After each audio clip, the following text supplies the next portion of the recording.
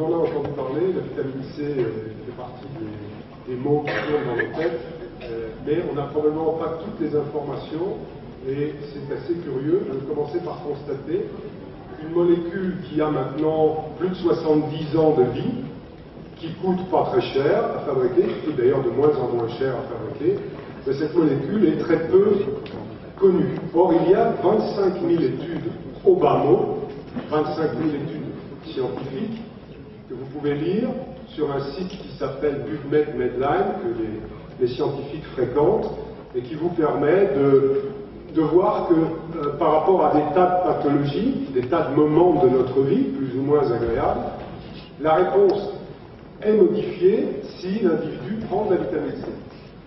Pour autant, les médecins ne semblent pas avoir eu le temps de lire ces études-là. Vous savez pourquoi? Parce qu'il y a le golf. Vous parlez du golf tout à l'heure, donc ils sont dans le golf, ils n'ont pas le temps. Ils n'ont pas le temps, ils ne le prennent pas, je ne sais pas trop comment ils fonctionnent, c'est un peu curieux tout ça. Donc, cette molécule s'est appelée vitamine C, alors que c'est peut-être un mot un peu impropre, puisque lorsqu'on a réussi à la synthétiser, à la découvrir dans les années 20-30, on a voulu lui donner le nom d'un produit dont on ne pouvait pas se passer. Donc on a considéré que la vie, est amine pour les acides aminés. En fait, ils l'ont donc appelé vitamine C. Pourquoi C? Parce qu'à l'époque, on avait déjà compris qu'il existait un produit basique et fondamental qui était la vitamine A, puis la vitamine B. Le troisième sur la liste, c'était la vitamine C. Donc, ce produit a été improprement appelé vitamine, ça n'est pas un amine, bien qu'il soit indispensable à la vie, ça n'est pas un amine, c'est simplement un glucoside, c'est-à-dire que c'est un dérivé du glucose. C'est donc un produit qui a quasiment la même formule chimique que le glucose, donc c'est pas un produit compliqué. On n'est pas dans une molécule de synthèse, j'expliquerai après ce que signifie synthèse, on est dans une molécule simple qui a été assez facilement reproductible à partir des années 30-40. Et là, les premières études américaines tombent. Et les études sont absolument stupéfiantes, puisque des maladies considérées comme absolument inguérissables, je pense à la poliomyélite, poliomyélite déclarée, donc des jeunes enfants dans la fin des années 40, on a l'homme qui a le plus travaillé sur la vitamine C, mais qui n'est pas connu du tout, bien qu'ayant eu tout un tas de diplômes et tout un tas de médailles, Dr Fred Klenner, eh bien cet homme-là montre à travers des publications dans les années 47-48 l'épidémie de poliomyélite en Caroline du Nord, et la guérison intervient en moins d'une semaine sur 2 cas d'enfants déclarés comme inguérissables par l'hôpital. Ils sont renvoyés chez eux et par chance, par hasard, par ce que vous voulez, les parents les amènent devant le docteur Klenner, qui est un petit médecin de campagne en Caroline du Nord, qui lui dit, bon, tout de suite, on agit avec de la vitamine C. Et il met 20 grammes de vitamine C, par intramusculaire. Et les enfants sont guéris. Évidemment, parce que c'est un médecin honnête, il publie. Donc, ces textes datent de la fin des années 40. Aujourd'hui, si vous sortez, c'est pas moi qui le dirai, parce que moi j'en ai assez d'être pris pour un fou, donc je vous laisse ce plaisir, un petit peu pour chacun. Vous sortez, vous allez voir votre médecin demain, vous lui dites, écoutez, la poliomyélite, ça marche la vitamine C. Tout de suite, hop, vous terminez, 10 minutes après, vous êtes à l'hôpital psychiatrique. C'est pas possible, vous n'avez pas le droit de déclarer des choses comme ça. Alors, si aujourd'hui je peux vous adresser ce que j'ai appris et pratiqué, puisque moi je suis naturopathe et je pratique la vitaminothérapie, donc médecine orthomoléculaire, où on essaye d'aider les gens et de s'aider soi-même en consommant la bonne molécule au bon moment, en sachant que les moments étant différents dans la vie, les quantités à prendre seront différentes en fonction de ce qu'on a à vivre. C'est-à-dire que si on est en pleine santé, qu'on a 20 ans, et qu'on ne fait pas de sport, on n'a pas la même quantité à consommer que si on en a 80 quand on est en phase 4 terminale d'un cancer, enfin, de ce qu'ils appellent la phase terminale. Voilà. La phase terminale, c'est le mot qu'ils emploient pour faire peur.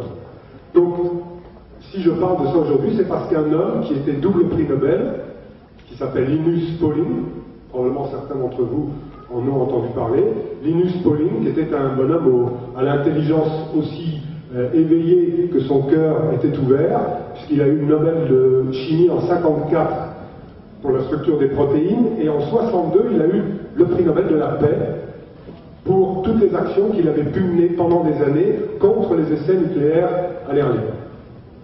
D'ailleurs, en passant, il était contre toute forme d'énergie nucléaire militaire, bien sûr.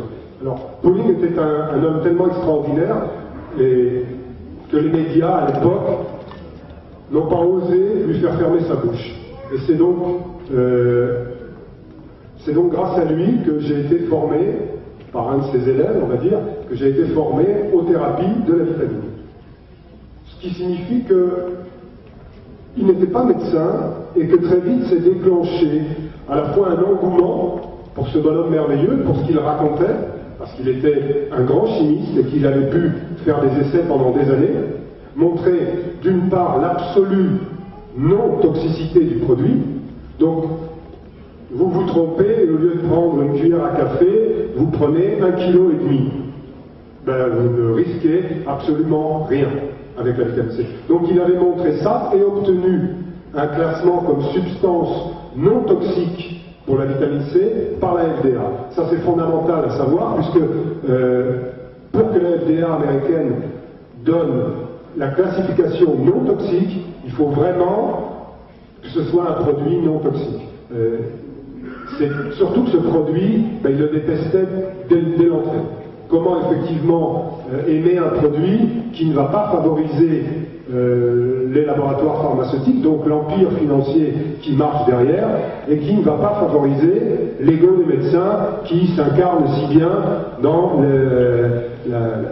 les titres de docteurs, etc., qu'on leur balance à longueur de journée, alors que des docteurs, il y en a dans des tas d'autres disciplines qui, eux, ne réclament pas que nous soyons servilement à leurs pieds. Alors, Pauling montrera, son premier bouquin qui a fait du bruit s'appelait, à la fin des années 60, Psychiatrie orthomoléculaire, Orthomolecular Psychiatry, et là c'est également une étape fondamentale, puisque non seulement on a la non-toxicité du produit, et on a le premier aspect thérapeutique sur les maladies mentales. Au lieu de cachetonner les gens, Pauling montre qu'en fait, une grande partie du problème de la maladie mentale se résout bien lorsque, suite à des analyses simples quant à la quantité présente dans le corps de vitamines, d'oligo-éléments et de minéraux, on arrive à établir un diagnostic d'équilibre ou de déséquilibre. Or, comme par hasard, la totalité des gens qui souffrent à un moment donné, et ça nous concerne tous, hein, les malades mentaux, c'est pas les autres. C'est moi, c'est nous. Hein, voilà. Donc, lorsqu'on se rend compte qu'à un moment donné, il y a une carence en un des produits fondamentaux de la vie qu'on a nommé vitamines, oligo-éléments et minéraux, eh bien en corrigeant cette carence, comme par hasard, avec un peu d'aide psychothérapeutique bien menée, l'individu retrouve son équilibre, retrouve son dynamisme, retrouve sa joie de vivre. Donc ce bouquin fait du bruit, Orthomolecular Psychiatry, c'est la fin des années 60. Et je pense que lorsqu'on a compris l'impact que pouvait avoir le psychisme, on devrait avoir cet enseignement en faculté. Eh bien aujourd'hui, que ce soit en faculté de médecine, sans étudier spécialement la psychiatrie, et même pour ceux qui étudient la spécialité psychiatrie, il n'y a absolument, quasiment aucune référence aux carences nutritionnelles. Bon. Alors, qu'est-ce qui se passe avec cette vitamine C? Pourquoi est-ce qu'elle nous est si nécessaire? Et pourquoi est-ce que nous sommes obligés de la prendre par la bouche, par voie intramusculaire ou par intraveineuse? Eh bien, il se trouve que, et là nous constatons le fait, il faut bien être clair là-dessus, 99,9% des animaux synthétisent leur vitamine C. Ils la synthétisent en fonction de leurs besoins quotidiens, et la synthétisent dans le foie et dans les reins pour les animaux, les amphibiens et les reptiles. Autrement dit, les animaux qui ont un sang plus froid, qui avait besoin de quantité de vitamine C plus faible, la synthétise, et la synthétise encore pour ceux qui sont toujours présents, la synthétise dans le rein. Pour les animaux à sang chaud, ou les êtres humains, qui ont une activité plus intense, nous sommes capables de venir ici, nous sommes capables de marcher, d'aller loin, de réfléchir, de penser, de créer. Bien. Nous avons un besoin, nous sommes soumis à un stress plus important. Plus nous nous développons, plus le stress est important. La vitamine C à ce moment-là va être encore plus nécessaire et elle est synthétisée dans le foie. Or, nous constatons le fait que la truite, le saumon, la famille des salmonidés, le cochon d'Inde et les primates, c'est-à-dire les singes, ainsi que l'homme, ne peuvent pas synthétiser leur vitamine C. Ils ne le peuvent pas et on ne savait pas très bien ce qui se passait jusque dans les années 50, où on a la réponse. Mais avant les années 50, on s'était borné à constater, et d'ailleurs on avait pu partir sur une fausse piste, que la vitamine C, c'était présent dans les fruits et dans les légumes. C'est la fameuse expérience du médecin anglais Lind, 1716-1794, qui constate sur les marins qui meurent du scorbut. Ils traversent l'Atlantique, ils n'ont que du poisson séché, ils n'ont absolument aucun produit frais, ils meurent, les dents se déchaussent, et en quelques semaines, ce sont des cadavres. Ils constatent, en faisant des expériences, que quand on leur donne des fruits, le fameux citron, eh bien, ils restent à peu près en vie et à peu près correctement. Donc, on était parti sur cette voie qu'un composant des fruits et légumes devait être suffisant et devait contenir la substance qui permettait de rester en vie et de ne pas mourir du scorbut. Donc, on a pensé, et les médecins se sont engouffrés dans cette voie, qu'il suffisait de donner un petit peu de cette substance, autrement dit, et le raisonnement est présent dans toutes nos têtes, finalement, en mangeant quelques fruits, quelques légumes, on a suffisamment de vitamine C. Mais non, pas du tout. Il ne s'agit pas de ça. Il s'agit d'une aberration, entre guillemets, au sens scientifique, une défaillance génétique. C'est à partir des années 50 qu'on arrive à comprendre bien ce qui se passe. Il se passe que le gène codant pour la transformation en glucose dans le foie en vitamine C, transformation du glucose en vitamine C, ne se fait pas. Et s'il ne se fait pas chez les animaux sous-nommés et chez l'homme, c'est parce que ce gène codant est inactif. Donc l'enzyme, la quatrième enzyme qui permet la transformation du glucose en vitamine C. Cette quatrième enzyme est absente chez les singes, l'homme, le cochon d'Inde, la truite et le saumon. Et puis il y a encore un ou deux petits animaux. Donc la GLO, la guanylactone oxydase, enzyme qui permet cette conversion, et ne peut pas exister, ne se fait pas. Donc il s'agit bien d'un problème génétique. Comme il s'agit d'un problème génétique, il ne va pas falloir répondre avec des fruits et des légumes. Parce que sinon on part sur une piste, et c'est la piste privilégiée par les médecins, le vitamine C, oui, un petit peu l'hiver pour éviter les rhumes, mais on voit pas, ils ne donnent pas plus d'explications que ça, alors que l'explication on l'a, mais nous, si vous voulez le vérifier, vous trouverez évidemment tout ça sur Internet, c'est cette défaillance génétique. Alors pourquoi cette défaillance génétique?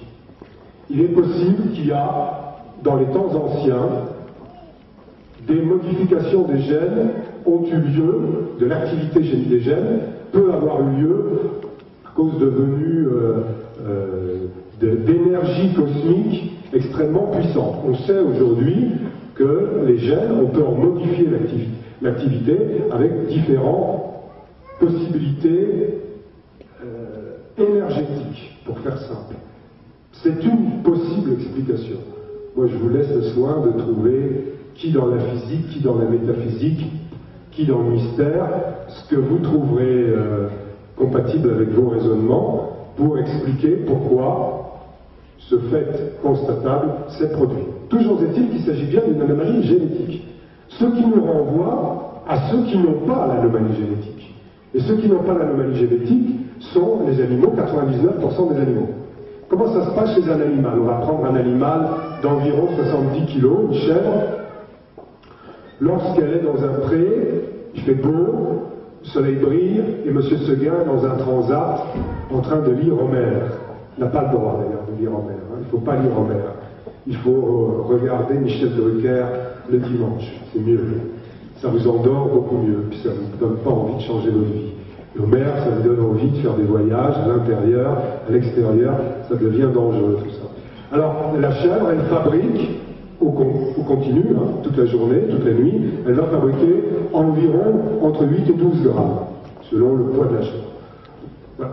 Et puis tout d'un coup, M. Seguin se traite, s'en va à la ville, et elle se retrouve seule, l'orage tonne, le tonnerre, pardon, l'orage arrive, et le loup se fait entendre au loin. Ça s'appelle le stress. Le stress, c'est exactement ce que nous vivons quand nous découvrons ce qui nous arrive ici grâce aux interventions de l'orateur précédent et des suivants, et puis quand notre vie quotidienne nous fait nous confronter à une réalité qui est bien difficile aujourd'hui. Eh bien, ce stress, sans parler des maladies, devrait nous faire réagir comme la chèvre. Eh bien, la chèvre, quand l'orage est là, que le loup se fait entendre, elle fabrique 6, 7, 8, 10 fois plus de vitamine C. Cette vitamine C, on sait aujourd'hui la fabriquer. Donc si on veut accepter cette explication, non pas d'un petit peu, c'est ce que les médecins américains feront par la guerre de 40, hein, oh oui, il manque un petit peu de vitamine C aux humains, puisqu'ils ne peuvent pas la synthétiser, mais on ne parle pas du problème génétique. Pourquoi? Parce qu'on ne veut pas laisser l'humain aller à un stade d'homéostasie, c'est-à-dire de parfait équilibre de sa puissance personnelle. On ne veut pas qu'il en soit là. On veut simplement qu'il n'y ait pas de scorbut. Il faut savoir que les premières évaluations des quantités nécessaires de vitamine C, ces premières évaluations ont été faites par l'armée américaine. Le but de ces évaluations, c'était que le pauvre soldat américain ne meure pas de scorbut et soit donc un bon petit soldat gentil qui aille lutter contre le méchant ennemi. Il n'était pas du tout question de savoir si ce pauvre soldat américain allait devenir un homme et utiliser sa capacité à être heureux. Ça, il n'en était pas question. On lui demandait d'ailleurs surtout de ne pas être heureux. Il fallait qu'il obéisse et après c'est tout. Donc, c'est resté, ça s'est appelé des AJR, des apports journaliers recommandés. Ça a été réévalué un petit peu. Si vous fumez des cigarettes, on s'est rendu compte que oui, les médecins ont condescendu jusqu'à accepter de vous donner une poussière de vitamine C en plus. Voilà. Donc, ben voilà, il y avait ces deux voies. Il y avait la voie poussière, ou la voie j'essaie de conquérir une meilleure santé en permanence. Après, on va voir en quoi la vitamine C peut m'aider à garder ma santé, voire à la récupérer. Mais il faut donc bien comprendre les deux voies d'interprétation de la vitamine C. Soit c'est un petit peu qui manque et je peux l'avoir par les fruits et légumes. Moi, c'est ce que beaucoup de gens me disent. Oui, mais enfin, vous savez, je peux l'avoir. Hein. Il suffit de manger 2 kiwis et 3 oranges. D'abord, quand vous mangez beaucoup de fruits, en réalité, vous prenez beaucoup de fructose. Et si vous prenez ces fruits le soir, ben vous n'allez pas très bien dormir, parce que le fructose, qui n'a pas une digestion extrêmement facile, mais lorsque la digestion est faite, vous allez avoir une énergie au niveau du cerveau qui n'est pas une énergie de calme, qui est une énergie un petit peu rapide. Donc vous allez le soir manger un produit, beaucoup de gens ont fait l'expérience que l'orange, c'est peut-être pas le meilleur des fruits à manger le soir. Alors on met ça sur le compte de la vitamine C, c'est pas la vitamine C, c'est le fructose. Donc, celui qui comprend avec les fruits, ben, il fera cette voie-là, peut-être que beaucoup de gens préfèrent ça, moi c'est leur affaire. Moi, je vous propose d'interpréter et d'observer sur vous-même, en faisant l'expérience pendant quelques mois, la vitamine C, déficience génétique. J'ai cette déficience génétique, je l'accepte, l'explication je n'ai pas parfaite, mais au moins j'accepte le fait. En acceptant le fait, je vais prendre une autre quantité de vitamine C qui me permettra de faire comme la chèvre. Quand ça va bien, j'en prends quantité d'environ 8 à 10 grammes, et quand ça va mal, ben je monterai, jusqu'à trouver un réconfort acceptable. On ne pourra pas dire que les choses sont parfaites, mais on pourra dire, bon, voilà, je me sens mieux, je supporte ma vie, Alors que précédemment, le rhume, le cancer, la feuille d'un pot, tout ça, ça me rendait très malade. Avec la vitamine C, on a possibilité de calmer le jeu. Et là, on commence à découvrir qu'en fait, la vitamine C est donc une sorte d'hormone anti-stress. Donc vitamine, on a dit que ce n'était pas le mot le plus approprié. Par contre, le mot hormone anti-stress, c'est un mot qui lui convient assez bien. Quand vous êtes sujet à un rhume passager, il faut faire très attention à ce que ce rhume ne descende pas sur les poumons. Et donc tout ça, c'est un stress. C'est un stress pathologique qui n'est pas forcément psychologique, quoi. En général, ça s'accompagne par une forme de tristesse, etc. Et à ce moment-là, il va falloir monter les doses. Monter les doses, monter comme avec un antibiotique.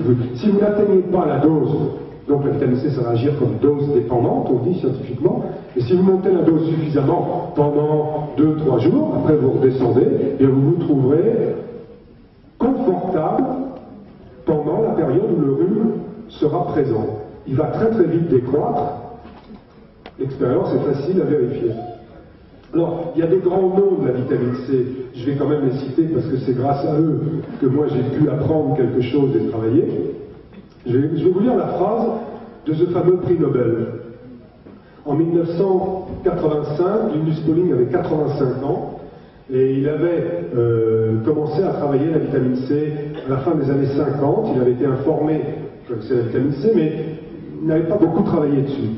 Et puis c'est un grand chimiste qui s'appelle Irving Stone qui est venu la rencontrer, lui a présenté ce médecin qui s'appelait Fred Kleiner, et ils ont commencé à travailler sur la vitamine C.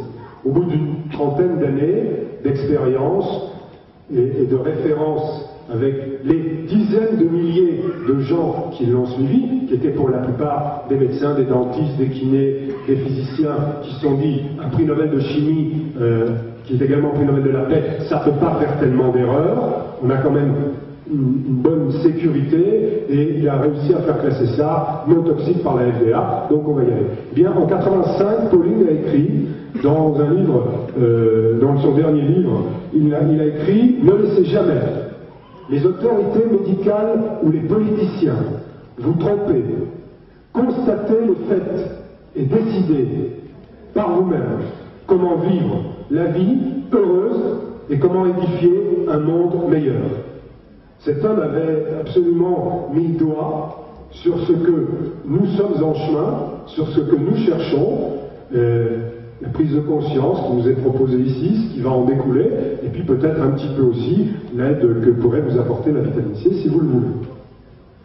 La vitamine C n'a pas eu mauvaise presse, mais elle n'a pas non plus conquis autant de cœur qu'elle aurait pu le faire, parce que très vite, Pauling s'est heurté à la jante médicale. Comment cet homme se permettait de donner des conseils puissants alors qu'il n'était même pas médecin. Vous savez qu'il y a Dieu, à côté il y a le médecin. Peut-être des fois Dieu est fatigué, alors le médecin prend la place, hop, il s'assoit, il dit tiens je vais bien, ça va bien. Alors, le médecin ne supporte pas qu'un simple chimiste, fût-il un prix Nobel, ose prendre la parole pour parler, expliquer dans les conférences qu'il faisait, qui étaient magnifiques. Il avait à la fois beaucoup d'humour, beaucoup de présence, et il nous a réjouis. Moi, j'ai eu la chance d'assister à certaines choses, c'était remarquable. Alors, des succès, et en même temps, une sorte de voie de garage sur laquelle la vitamine C commence à s'en aller. Pourquoi sur cette voie de garage? Les laboratoires pharmaceutiques se rendent compte que Pauling a raison, qu'effectivement, on va modifier la donne. Si on prend les quantités que Pauling propose, qui sont celles que je vous ai expliquées, à savoir à peu près ce que la chèvre, c'est-à-dire pour nous 10 grammes, plus ou moins 10 grammes quand tout va bien, ça se fait avec 3 cuillères, une cuillère après chaque repas. Après, j'expliquerai les problèmes de posologie, etc. Mais ils se sont rendus compte, les médecins. Comme disait tout à l'heure le libre penseur, ils savent tout. Tout ce que je vous raconte sur la vitamine C, ils le savent, et ils savent encore beaucoup mieux que moi. Parce qu'ils ont pu tester des tas de choses que moi je ne peux pas tester. Une expérience clinique, mais eux ils ont beaucoup plus que ça. Donc ils ont fait des expériences in vitro, Ils ont lu toutes les publications sur la vitamine C, et puis ils en ont fait. Et ils savent très bien que quand on a les quantités proposées par Pauling, on a une activité métabolique différente. On a une femme de ménage, on a une hormone en femme de ménage au niveau cellulaire. Hein, la vitamine C, c'est sa grande qualité, ben c'est votre femme de ménage, comme c'est votre copine, elle vient vous aider à faire le ménage. Hein, c'est pas mal ça. Et alors hop, elle balance à la poubelle cellulaire tout ce qui est à balancer. Et très vite, le pouvoir politique américain et les dirigeants financiers des laboratoires pharmaceutiques vont mettre la vitamine C sur la voie de garage sur laquelle elle est, on peut dire encore aujourd'hui.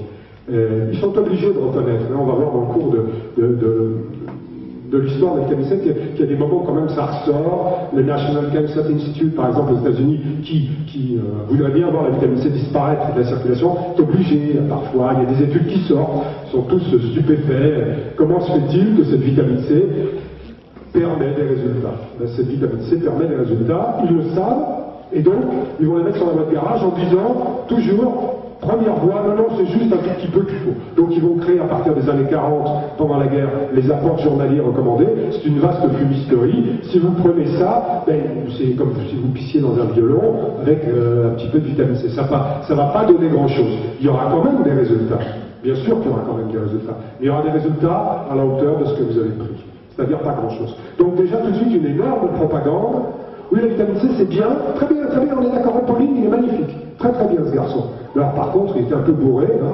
Il doit être bourré à la vitamine C celui-là, donc il exagère les quantités. Et on va proposer des expériences à la clinique Mayo, qui a une réputation magnifique, et on va tricher. Et là, comme avec les finances, on nous a expliqué leur facilité de tricher, ben, ils vont utiliser la forme d'extrogir de vitamine C. La vitamine C se décline, comme beaucoup de produits, sous une forme lévogir, d'extrogir, déviation de la lumière à droite ou à gauche. Il n'y a qu'une forme de vitamine C qui est intéressante pour l'homme, c'est la forme lévogir. C'est d'ailleurs celle-là que synthétisent les animaux. Eh bien, cette forme-là, ils ne vont pas l'utiliser. Ils vont utiliser la forme d'extrogir. Évidemment, si vous faites une expérience avec la forme d'extrogir, les résultats ne seront pas les mêmes. Ou alors, ils vont prendre de la vitamine C oxydée. Hein, la vitamine C va donner des électrons, et donc en donnant des électrons, elle finit par elle devenir oxydée. Hein, son métabolisme, au bout d'un moment, elle est oxydée. Et quand elle est oxydée, elle n'est plus du tout capable de rendre les mêmes services. Alors, ils vont faire l'expérience avec ça. Ils vont tricher constamment. Si bien qu'on a, notamment certaines étapes avec la clinique Mayo, on a des adversaires farouches de la vitamine C. Et puis Linus Pauling crée un institut, qui s'appelle l'Institut Linus Pauling, qui existe encore aujourd'hui, et qui devrait, théoriquement, être capable de nous fournir des expériences quotidiennes ou mensuelles remarquables. Alors, ils en fournissent un petit peu, mais comme par hasard, eux aussi se sont rangés, contre l'avis du maître, se sont rangés au niveau de ce que le gouvernement américain acceptait, c'est-à-dire 100 mg, 200 mg, vraiment quand vous avez beaucoup bu. Voilà. Donc, Linus Pauling avait un fils qui avait passé d'assez beaux diplômes médicaux, et on lui a sorti un dossier de pédophilie sur son fils. Comme ça, la vitamine C, hop, on lui sciait les pattes au départ. Vous voyez, le mec, là, il est Nobel, et son fils, il est pédophile, il était directeur de l'Institut Linus Pauling, donc, ça y est, je me casse la figure, je peux plus continuer avec la vitamine C. Alors Pauling a continué, mais vous voyez, dans l'état d'esprit, d'un certain nombre de médecins, d'un certain nombre de scientifiques, ça y est, il y avait un petit doute qui était rentré. Comment peut-on avoir des histoires de pédophilie dans la famille alors qu'on est, soi-disant, l'homme qui permet au monde de découvrir la vitamine C? Donc on a sali Pauling. Kleiner, on lui a sorti un autre dossier. Son fils avait assassiné 5 personnes. Ça aussi, ça a tué. Les deux types qui auraient pu vivre plus longtemps, l'un est mort à presque 90 ans et l'autre à 93 ans. Pauling est mort à 93 ans. Il aurait pu vivre beaucoup plus longtemps. Mais la maladie est également liée à notre psyché. Lorsqu'on vous tape dessus, lorsqu'un gouvernement, au lieu de vous aider, vous tape dessus en permanence, lorsqu'un gouvernement vous sort des dossiers de pédophilie sur votre enfant, évidemment, le moral s'en va. Et la vitamine C, qui est remarquable, ne peut pas non plus remplacer la psychologie. Elle va nous aider à fabriquer un certain nombre de neuromédiateurs. On va avoir une quantité, par par exemple de dopamine circulante. Dopamine, ça permet d'être un peu dopé.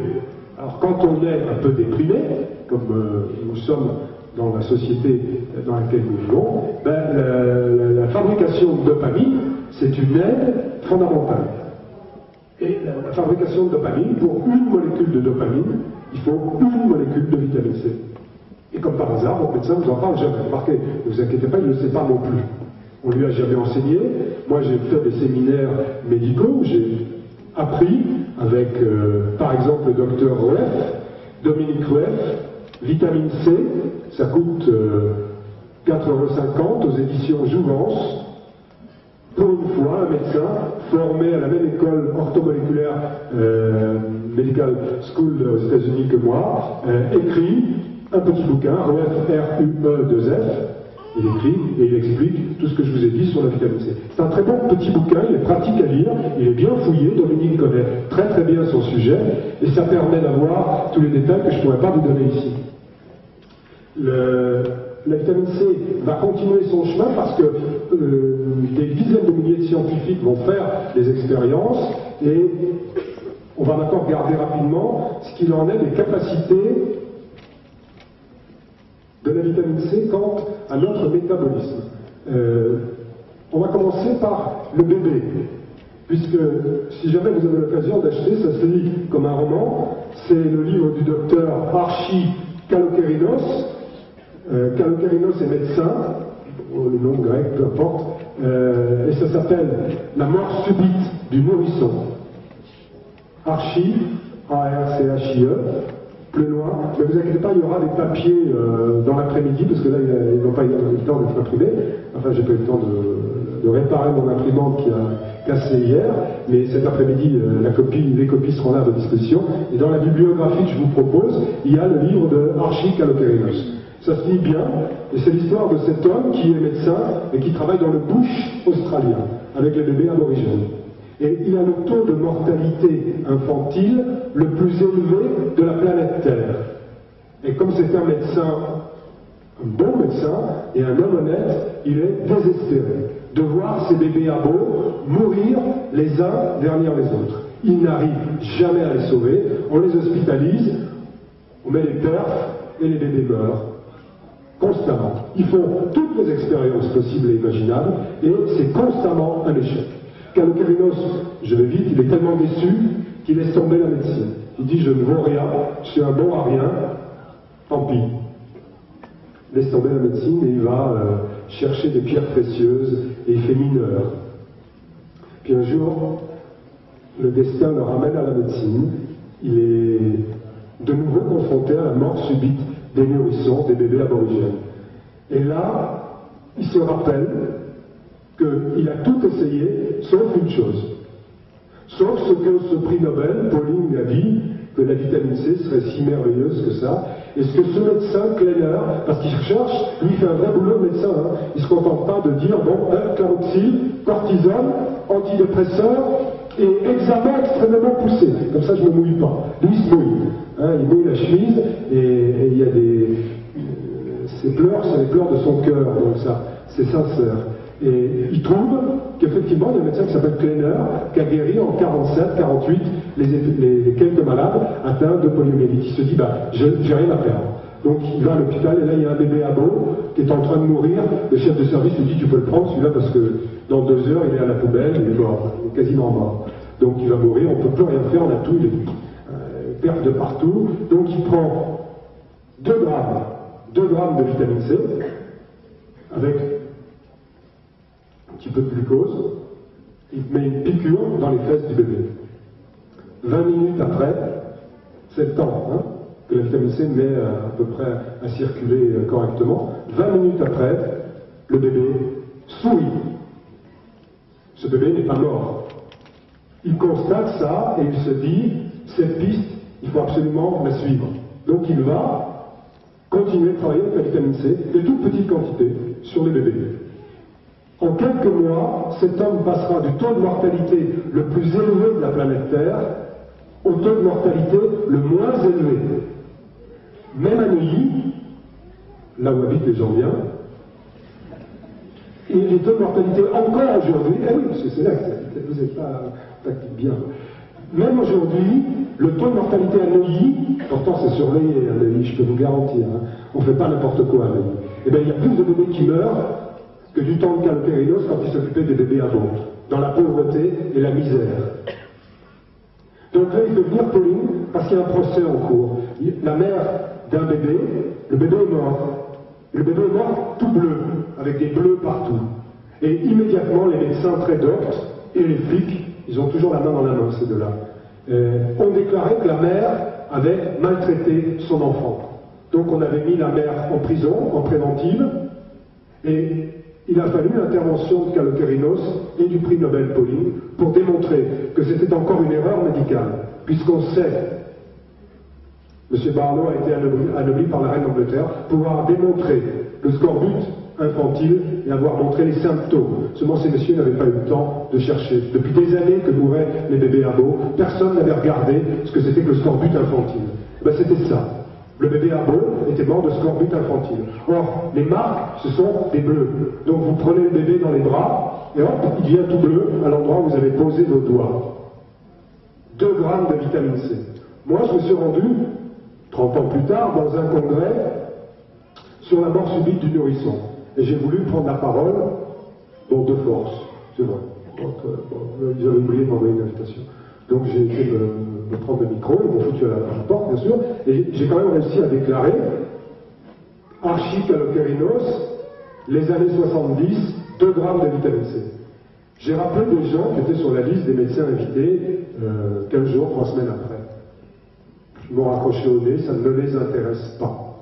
Le gouvernement australien, devant le succès de Kalokérinos, a nommé un expert médical, qui était le docteur Detman, et qui est venu et qui a suivi, pisté Kalokérinos, parce que le gouvernement australien s'était dit, c'est simplement la présence de ce Kalokérinos qui guérit les bébés. Ça ne peut pas être la vitamine C. Et ce monsieur Detman a fini par devenir le meilleur ami de Kalokérinos, en disant, bah, effectivement, c'est bien la vitamine C. Les bébés abos mangeaient une bouillie, parce qu'ils sont très pauvres, donc les abos leur donnent une bouillie. D'abord, ils ont une misère, ils ont une souffrance extrêmement grande, qui leur est imposée par les colonisateurs australiens, les hommes qui sont venus d'Europe, et ils sont tellement malheureux, ces pauvres gens, que même la façon d'élever leurs enfants n'est plus ce qu'elle était auparavant. Donc ils leur donnent une bouillie pas chère, et dans cette bouillie, il y a absence totale de vitamine C. Et les bébés meurent parce qu'il n'y a plus du tout de vitamine C. La mère qui allaite, qui n'a pas, elle non plus, une alimentation correcte, ne peut pas donner de vitamine C, même dans les premières heures au bébé. Voilà. Kalokérinos continuera sa carrière. Le gouvernement australien reconnaîtra son erreur et prescrira la pose de 200 mg de vitamine C dans les bouillies des bébés ados. Aujourd'hui, les bébés ados ne meurent plus, jamais, de mort subite du nourrisson. Est-ce que vous croyez qu'ici, en France, rien, ils ont pris la leçon? Absolument pas. Rien du tout.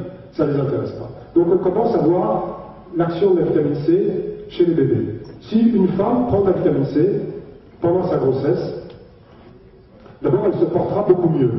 Le fœtus utilisera une partie de la vitamine C et les tissus lors de l'accouchement seront beaucoup plus laxes, beaucoup plus souples. La femme souffrira moins et la forme de stress qu'est l'accouchement, d'autant plus stressante d'ailleurs, qui se réalise à l'hôpital dans des positions qui ne sont absolument pas physiologiques, alors que l'accouchement, les femmes ont accouché depuis longtemps et n'ont jamais pris ce genre de position ridicule. Il faut être médecin pour imposer à une femme cette position-là. C'est fou, c'est complètement aberrant. Et d'ailleurs, ils sont là, ils médicalisent, surmédicalisent la femme, alors qu'on n'a pas besoin de ça, elle a besoin surtout qu'on lui foute la paix. Et puis après, elle gueule et elle sort le bébé. Il faut la laisser crier, parce que c'est une façon animale de créer et de mettre au monde un bébé. Donc si la femme a pris de la vitamine C, elle n'aura pas ce problème-là. Elle aura un accouchement simple, elle n'aura pas non plus le stress de la carence en vitamine C après quelque chose qui s'apparente à une opération. Dès que le bébé arrive, même ma foi, elle aura encore de la vitamine C circulante. Alors que quand on fait les tests, on remarque une femme qui n'est pas complémentée en vitamine C, eh bien on remarque que cette femme, juste après l'accouchement, n'a plus du tout de vitamine C circulante. Donc, quand vous n'avez pas du tout de vitamine C circulante, vous êtes dans le cadre du scorbut. Vous êtes dans le cadre du stress le plus intense.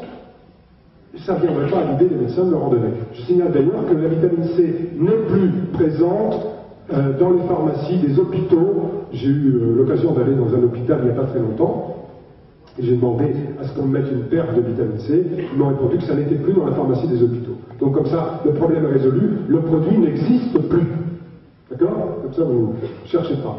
Alors, lorsque vous prenez de la vitamine C par la bouche, les organes qui vont utiliser cette vitamine C sont en priorité. Le foie, comme par hasard, l'organe dans lequel normalement la vitamine C se prend. Bien, le foie, le cerveau, l'œil et surrénal. Ce sont les organes qui prioritairement vont utiliser cette vitamine C. Pourquoi? Et ça veut donc bien dire qu'ils en sont absolument friands. Le cerveau, par exemple, lorsqu'on a un schizophrène, malade mental, et qu'on lui donne les fameux 10 grammes de vitamine C, on regarde ce qui est excrété dans l'urine. Eh bien, chez ceux d'entre nous qui ne sont pas malades mentaux ici, je pense qu'il y en a quand même quelques-uns, ben voilà, ils vont excréter un peu d'urine, de vitamine C dans l'urine. Vous prenez un schizophrène, vous lui donnez 10 grammes, il excrète rien. Vous donnez 50 grammes, rien. C'est à partir de 100 grammes qu'il va commencer à excréter. Ce qui signifie que plus le stress, plus la souffrance est forte chez l'individu, quels qu'en soient les motifs. Quels que soient les motifs. Tout ce qui peut vous rendre malheureux, maladie, divorce, je ne sais pas quoi, tout ce qui nous arrive de triste, et mon Dieu, il nous en arrive pas mal, eh bien, si on corrige à la hauteur voulue, on se rend compte qu'à ce moment-là, on commence à excréter dans l'urine. Si on n'a pas corrigé à la hauteur voulue, on n'en excrète pas. C'est-à-dire que le corps, il va tout utiliser jusqu'à utiliser la vitamine C dans toutes ses possibilités. Donc, une expérience qui fut intéressante, et maintenant on est au stade de l'adulte, ce fut celle des années 70 du docteur Bastien.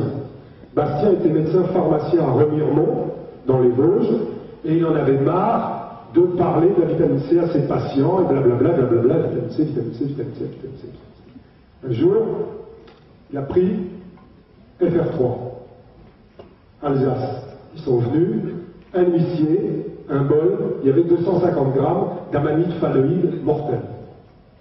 Et il a mangé, devant les caméras de télévision, 250 grammes d'amanite phalloïde mortelle. Il avait pris 2 grammes de vitamine C par la voie intraveineuse. Et puis un petit anti-vomitif, pour que ce soit plus certain qu'il n'y ait pas devant les caméras ce besoin de vomir, qui n'est pas grave en soi, mais qui aurait été spectaculaire.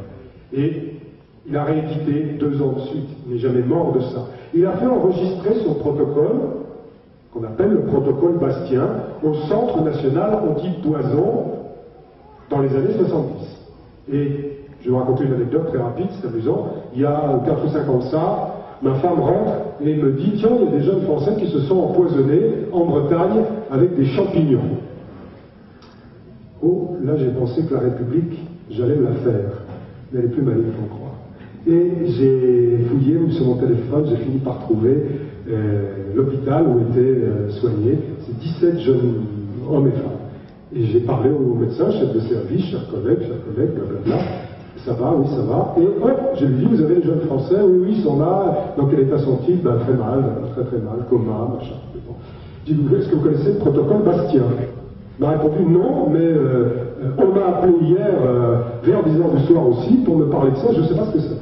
Je lui ai proposé d'ouvrir son ordinateur portable, puisque je savais qu'il était Centre national antipoison numéro 1 en France. Je lui ai dit, monsieur, dans votre banque de données, vous tapez Bastien. Il m'a dit, j'ai pas de temps. Qu'est-ce que c'est? Alors j'ai répondu, voilà, c'est 2 grammes de vitamine C et un petit anti-vomitif. C'est sûr que le coût de l'opération, ça va avoisiner les 20 centimes d'euros par personne. Il m'a dit, non, on ne peut pas faire ça. J'ai dit, ah bon, pourquoi? Il m'a dit, parce que j'ai lancé 17 greffes du foie. Coût de l'opération par personne, je ne sais pas, 10 000 euros, 20 000 euros, des risques énormes et une vie compliquée pour ceux qui vont s'en sortir. Alors, je lui ai proposé de me rencontrer le lendemain, enfin, je me mettais à sa disposition pour le rencontrer, et mon idée, c'était d'aller voir un des gamins en souffrance et de lui proposer de me donner l'adresse de ses parents pour faire un scandale national, pour accuser la République française de crimes contre l'humanité, volontaire, sciemment. Malheureusement, le médecin était plus malin que moi, il a senti mon intention et il a raccroché en disant c'est trop tard. Clac. Donc j'ai pas pu faire ce scandale, mais on peut quand même se réjouir aujourd'hui de savoir que la vitamine C est un viricide. Les virus meurent en présence de vitamine C. Est un bactéricide. Bactéries tiennent pas. Est également un fongicide. Les champignons dégagent, notamment, les champignons mortels ou autres. Une des grandes avancées que va permettre la vitamine C, c'est de fabriquer le collagène. Le collagène, c'est le ciment qui tient nos cellules. C'est 30% des protéines du corps, et c'est fondamental. Les femmes en parlent beaucoup au niveau de la peau. Leurs produits de beauté aujourd'hui contiennent du collagène, mais on peut faire beaucoup mieux que ça. Et la vitamine C, elle le fait, ça. Enfin, elle le fait. Elle permet que le collagène, qui contient 2 acides aminés, lysine, proline, liés avec de la vitamine C obligatoirement, soit un collagène de belle qualité. Ce sont des fibres. Si ces fibres sont denses, alors elles seront solides, elles seront souples et solides. Si, et c'est le cas pour tous ceux qui ne prennent pas de vitamine C, le collagène à ce moment-là a des fibres moins denses. Ça permet d'avoir un collagène de mauvaise qualité qui, lui, est la porte ouverte aux maladies cardiovasculaires, puisque le tube, l'artère, la paroi, c'est du collagène majoritairement. Si ce collagène n'est pas solide, le cerveau se rend compte qu'il y a à l'intérieur de l'artère, dans ce qu'on appelle l'intima, il y a de l'infection, qu'il commence à y avoir des micro-fissures. C'est la théorie du stress oxydatif. À ce moment-là, micro-fissure, danger, le cerveau appelle une substance pour guérir et empêcher que l'infection ne se propage, et il appelle une substance qui est fondamentale pour la vie de l'homme, qui est sacrée, puisque ça a la même formule chimique que l'EVA, c'est le cholestérol. Et le cholestérol vient à notre secours. Je dis bien, le cholestérol vient à notre secours pour se répandre, parce qu'il est souple, sur l'intérieur de l'artère, dont le collagène est mal formé. Quand on a compris ça, on comprend aussi qu'il y a deuxième tentative d'assassinat de nos frères et sœurs, c'est donner des statines aux gens. Vous avez du cholestérol. Et oui, docteur, heureusement que j'ai du cholestérol. Parce que sinon, je n'aurais pas d'hormones sexuelles. Donc ça serait déjà assez grave pour la survie de l'espace. Mais en plus de ça, je n'aurais pas la graisse qui a les capacités anti-infectieuses les plus puissantes de celles qui sont présentes dans le corps humain. Donc ne croyez jamais rien à toute l'histoire du cholestérol. C'est du mensonge de A à Z.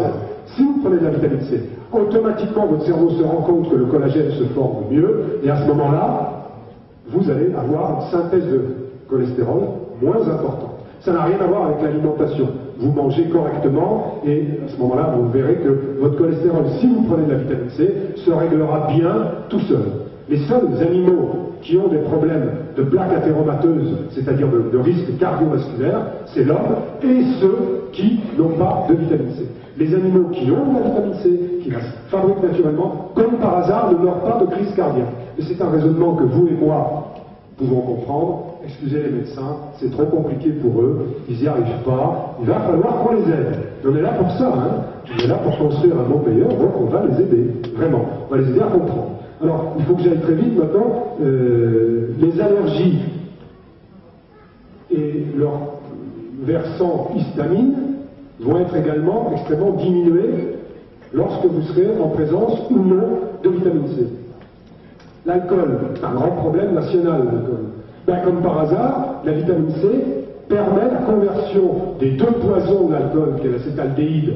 Hein, c'est fondamental. Le foie n'arrive pas à détoxiner facilement le produit principal, le poison principal de l'alcool. Et bien aujourd'hui en alcoolologie, là, je pense à un professeur d'alcoolologie célèbre dans les milieux de la médecine parallèle, il ne savait pas, au bout de 40 ans d'enseignement, que la vitamine C était antabuse et elle permettait de bien convertir les poisons de l'alcool.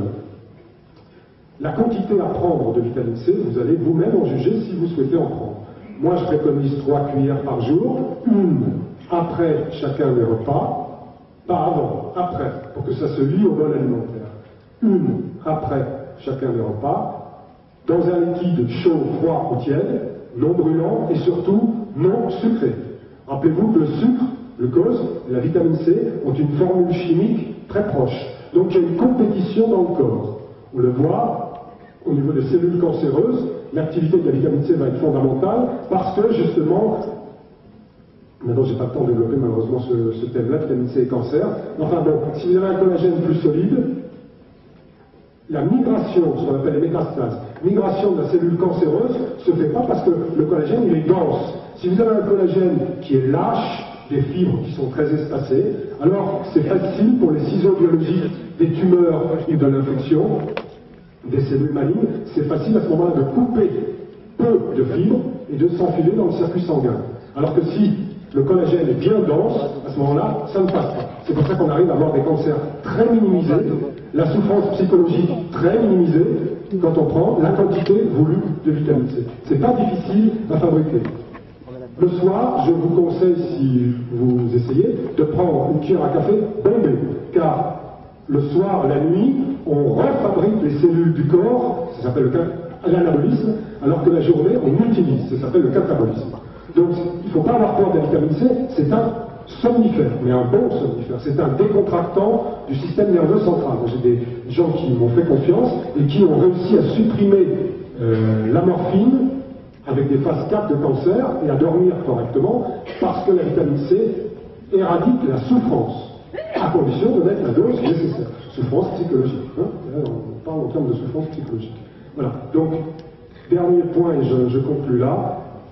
La vitamine C va lutter contre les infections, va vous faire un bon collagène, va vous permettre effectivement d'avoir une meilleure psychologie et une meilleure force vitale, mais si vous ne prenez pas de vitamine C, vous avez quand même une possibilité d'améliorer votre vie pour un prix ridicule. Boire de l'eau.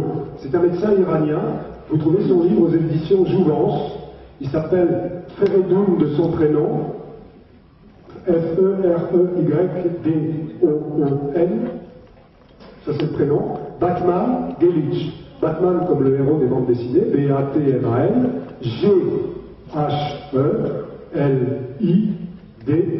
Alors Batman Gelic, qui était mon maître aux États-Unis, a montré que l'absence d'hydratation correcte posait les problèmes suivants: obésité, anxiété, dépression, hypertension, cholestérol, douleurs gastriques et ulcères. Ça fait déjà pas mal.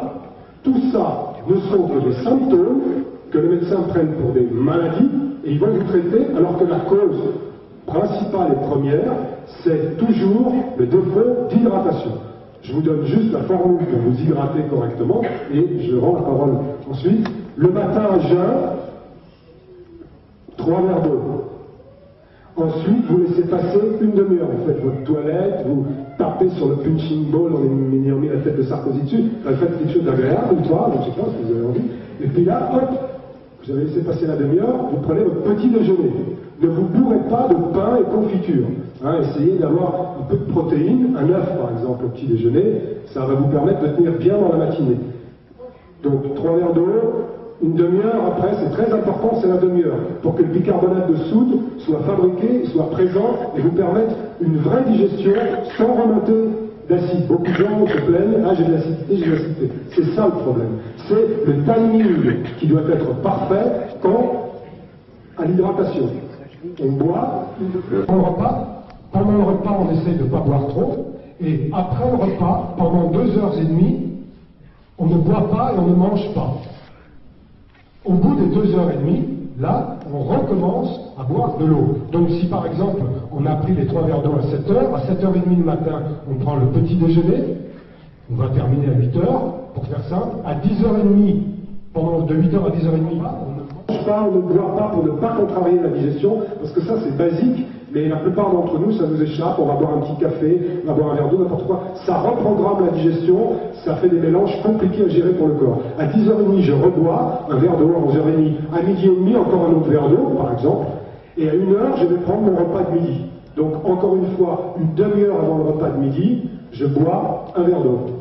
À midi, je ne bois pas trop pendant le repas. Je laisse passer 2h30 après le repas, sans boire ni manger. Et au bout de ce laps de temps des 2h30, je peux reboire de l'eau. Plusieurs verres d'eau, à peu près un par heure, on va dire, pour faire simple, et ça c'est en fonction de vos besoins. Et je veux dire, n'oubliez pas, il faut qu'il y ait un minimum de 10 verres d'eau dans la journée, entre le matin et le moment où vous mettez la tête sur le lit pour dormir. Et pareil, au moment du dîner, un verre d'eau, une demi-heure avant. Voilà. Alors, je vous souhaite de bien vous porter. Et il y aura des bouquins, il y aura de la documentation qui va arriver cet après-midi. Il y a des boîtes de vitamine C si vous souhaitez. J'ai fait un prix spécial pour le congrès. Mes coordonnées sont dessus. Vous pouvez m'appeler. Le plus simple, c'est quand même le mail, parce que c'est plus pratique de répondre même quand je ne suis pas à Paris. Sinon, vous pouvez toujours appeler. On aura la possibilité de continuer ce qui n'a pas été dit, parce que je parle pas bien. Merci.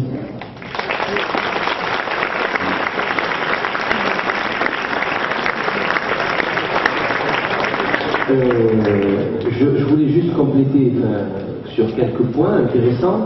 Donc vous avez remarqué les références médicales qui ont été citées.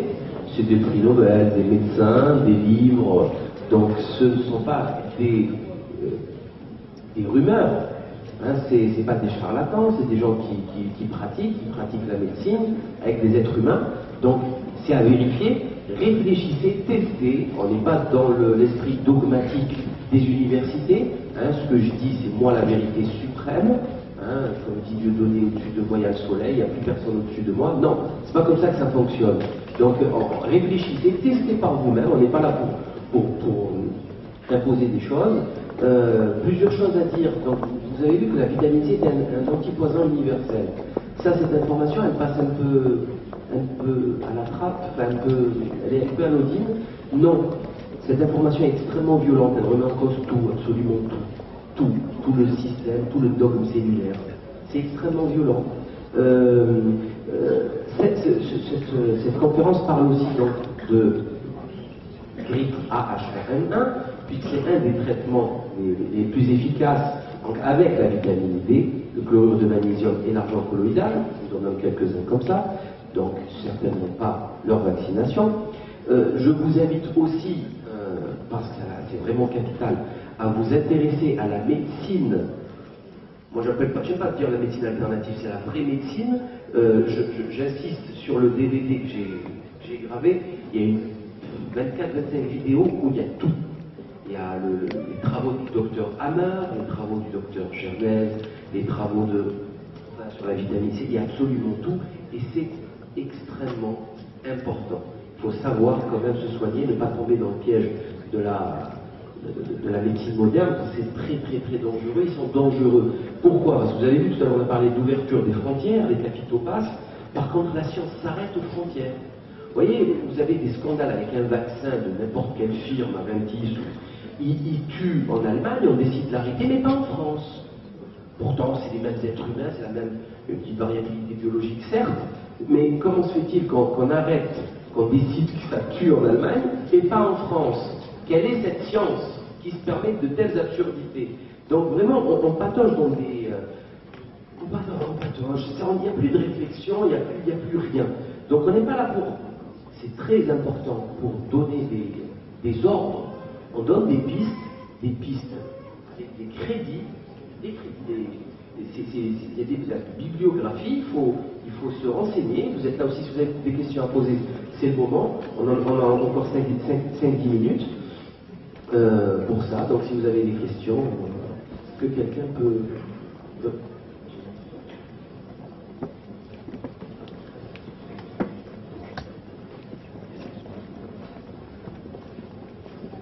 Moi j'ai une question pour le docteur. C'est Michel. Vous parliez de vitamine C liquide. Ouais, excusez-moi. Vous parliez de vitamine C liquide, mais en cachet c'est pareil ou pas? Parce que dans le commerce. Oui, merci de poser la question parce qu'effectivement, j'aurais dû conclure sur ça. Dans le commerce et notamment dans les magasins bio, alors en pharmacie, il y a des mélanges de vitamine C avec de l'aspartame. Il dit que chez Ney, il prend un petit peu. Il a besoin de zèle en ce moment. Ça le gratte. Donc il va vous prendre un petit peu. À chaque fois que vous allez essayer d'avoir un produit, boum, ils sont là pour vous prendre. Donc, c'est pas ça qu'il faut. C'est une vitamine C mieux que rien si vous ne pouvez pas disposer d'autre chose. Acérola, non? Attendez. L'acérola. Alors maintenant, on arrive au mythe de l'acérola. L'acérola est une petite cerise qui contient effectivement beaucoup de vitamine C. Mais le gros inconvénient de l'acérola, c'est que c'est un fruit, donc ça s'oxyde à la vitesse de 20% à la minute à la surface. Donc que font les fabricants de comprimés de vitamine C dite naturelle acérola? Eh bien, ils la mélangent avec celle que je vous propose moi. Simplement, ils oublient de diviser le prix. Bon, c'est juste une erreur. Et la coupe à l'acérola. Non, l'acérola est mélangé avec la vitamine C que je vends moi, qui est de l'acide L-ascorbique lévogir, fabriqué en biofermentation en laboratoire pharmaceutique. Pourquoi? Parce que celle-là, on prend du glucose, de la mélasse, et on met des champignons Aspergillus niger. Ça se transforme, ça s'appelle une biofermentation, et on obtient de la vitamine C. On stabilise avec un produit comme l'acétone ou des choses comme ça. Ce sont des produits qu'on fabrique dans notre corps. Donc c'est pas grave, on a un produit aux normes pharmaceutiques mondiales, donc on est certain qu'il n'y a pas d'impureté à côté. Et moi je le fais sous la forme la plus brute, et parce que je veux que le prix soit le plus bas possible, c'est de la poudre blanche, et ça vous permet non pas d'avoir un comprimé qui tape sur la paroi de l'estomac, mais d'avoir une poudre que vous mélangez avec un liquide chaud, froid ou tiède après chaque repas, vous la diluez, et vous buvez. Vous pouvez prendre une cuillère à café, 10 cuillères à café, une cuillère à soupe, ça dépend des moments. Pardon? Là, il y en a des boîtes à la sortie, vous prendrez mon nom, vous pouvez après téléphoner et mettre des mails. Voilà. N'oubliez jamais qu'un comprimé, c'est des excipients, au minimum c'est de l'amidon, c'est jamais anodin. Hein.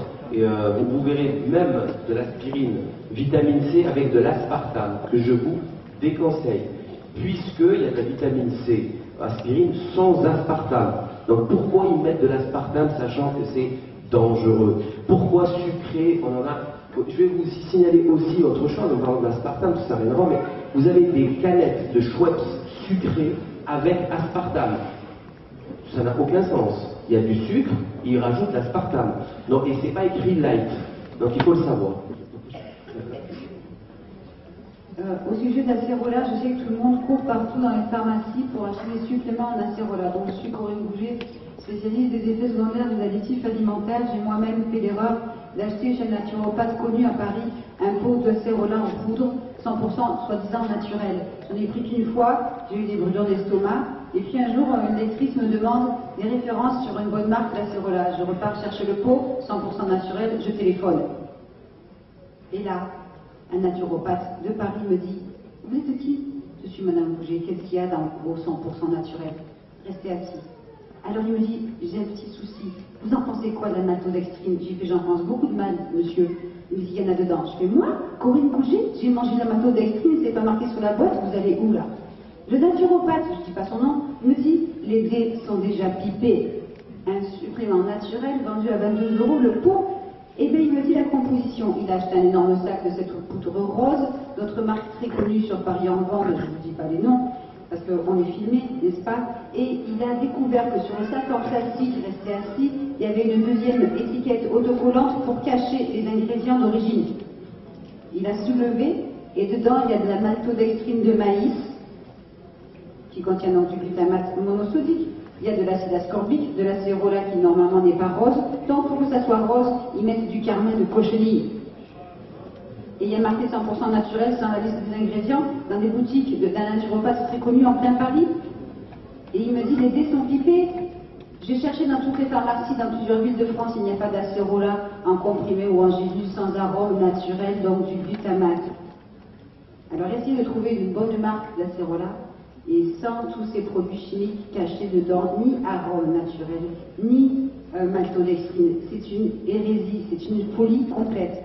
Donc, c'est pas parce qu'il y a marqué bio ou acérola que c'est bon pour la santé. Regardez bien vos étiquettes, renseignez-vous. D'accord, et restez en bonne santé et en vie le plus longtemps possible. Il faut bien comprendre que l'acérola est un gros business et que la mention produit naturel n'est qu'une appellation commerciale.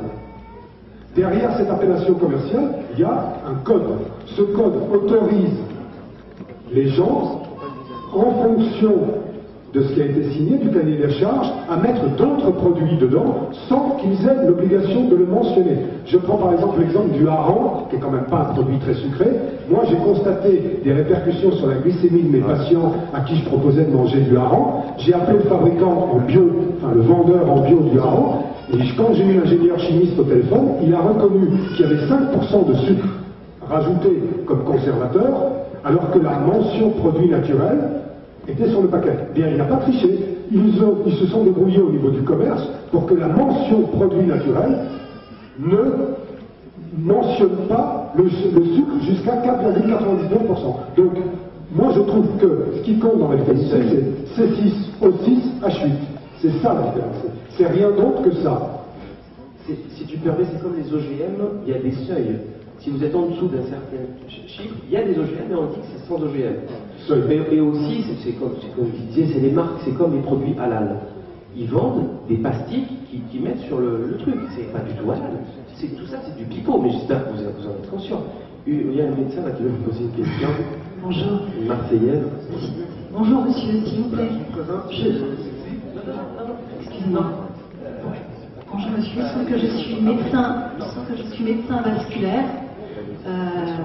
à Marseille et qu'hier j'étais au congrès de médecine vasculaire à Toulouse. Et j'ai posé une question, parce que moi je suis encore au stade de question, j'ai pas de certitude, donc la vitamine C je ne la connais pas en tant que justement réparateur tissulaire du collagène et donc de l'intima. Donc moi toute la journée je me fais des échographies et je pose la question hier, alors qu'on nous présentait les endoprothèses, c'est-à-dire les stents, les ressorts comme ça sur les parois. Ça fait un malheur, ça coûte une fortune. Voilà. Il y a des études qui montrent que ce n'est pas supérieur par rapport à un traitement médical, par rapport à l'aspirine. On n'a même pas la vitamine C, on a l'aspirine. Et pourtant, on continue, on n'arrête pas parce que tous ces médecins qui sont honnêtes, la plupart des médecins, je ne sais pas la fonction qui fait l'homme, la plupart des médecins, évidemment, sont complètement honnêtes, ils se posent des questions, mais on est tellement, encore une fois, dans un paradigme, on est dans un monde où on évolue, où tous les gens disent bien, vous disent, continuez, c'est par là la direction. On est vraiment... Alors, j'ai posé la question, les lobbies, j'ai posé la question justement des protocoles. Eh bien, plus on met de stents, plus on a d'argent, plus on publie, plus on est connu, plus... Qu'est-ce que vous croyez qui arrive avec les patients qu'on leur confie? Quand vous avez un patient qui a une sténocérée, qui a un vaisseau qui est bouché, vous, en tant que patient qui est en tant que médecin, qui voulait le bien de votre patient, vous allez l'envoyer à l'équipe chirurgicale, puisqu'on vous dit que c'est l'indication. À l'équipe chirurgicale, on va privilégier ceux qui sont le plus invasifs, ceux qui sont le plus chirurgie, pose de stents, on arrive à des trucs, mais une folie. Le patient, il passe sa vie à être tout le temps contrôlé. On s'en fout, parce que c'est ceux qui s'en foutent qui vont réussir à être connus, à être les médecins, ils sont classés par rapport au nombre de chirurgie. J'en ai fait 3000 l'année dernière. Et ça, c'est celui qui a le plus de crédibilité. Et on ne parle pas d'indication de la chirurgie. Et c'est pareil dans quasiment tout le système médical. Exactement. Et après, on transpose ça partout. C'est-à-dire qu'en fait, on juge sur l'action et non pas sur la réflexion. C'est-à-dire que combien j'ai opéré, pas combien j'ai guéri, combien j'ai opéré de malades, combien j'ai donné de molécules. On est en train de juger les hôpitaux, j'ai ma copine qui est médecin du travail dans un hôpital, on est en train de juger les hôpitaux sur le nombre de solutions hydroalcooliques, c'est-à-dire qu'ils dépensent par an. Ils en achètent des cartons, ils disent prenez-en, allez-y, dépensez, allez-y, prenez. Tout le monde pique parce que plus ils en consomment, plus ils sont connus pour avoir une réduction des infections nosocomiales. Voilà comment on juge, c'est-à-dire qu'on quantifie, on est encore dans la même chose, c'est-à-dire on quantifie, c'est combien ça coûte, plus on dépense, mieux c'est. Toujours. Vous avez la possibilité en tant que médecin de mettre vos patients sous IV, vous leur mettez 20 grammes de vitamine C, vous achetez de l'EDTA, oui. Et vous mettez de l'EDTA, et vous allez décrocher les ions calcium qui sont sur l'intérieur de la plaque, et vous allez les sauver, ça s'appelle la chélation. Tout à fait. Mais je veux dire, moi je ne savais Pas de pas. formation sur la collation dans la faculté de médecine. Je ne le savais pas. Et je veux dire, le fait qu'on ait développé une médecine qui est de plus en plus traînée devant les tribunaux, ce n'est pas anodin. Voilà. Il faut surtout, c'est-à-dire qu'il ne faut pas se manquer. Parce que si on sort du sentier battu, eh ben, on va vous battre comme il faut. C'est-à-dire qu'il y a tous les moyens de pression habituels. Voilà, merci. En parlant des budgets, les hôpitaux sont obligés de faire le budget. Ça me rappelle ce qu'on des casernes. Pour renouveler le budget de l'année prochaine, s'ils n'ont pas consommé tout l'essence, ils prennent les camions, ils font des tours. Ils font des tours pour consommer l'essence, sinon ils leur baissent le budget pour l'année d'après. On est exactement dans cette même réflexion. C'est de la folie. Bonjour. Moi je bosse en pharmacie en fait, c'était pour revenir sur l'acide ascorbique. Chez qui commander en fait? Parce que. Est-ce que. Bon, pour prévoir large, à part vous, est-ce qu'il y a d'autres tableaux aussi qui font ça ou vous êtes vraiment le seul et unique producteur? Ouais, alors, parce que vous avez parlé d'un type d'acide ascorbique. Quel type d'acide ascorbique? Sous quelle forme? Quel galénique? Mais c'est de la poudre.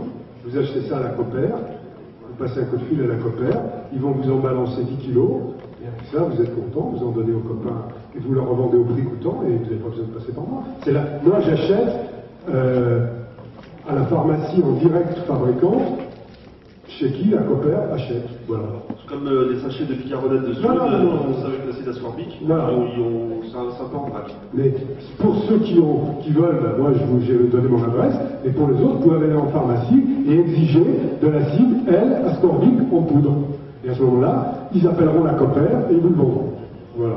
Alors, je suis désolé, mais on va être obligé de continuer parce que Ginès Kondrani nous attend. Et par contre, vous savez qu'il est dehors, il y a un petit stand, donc il y a des documents.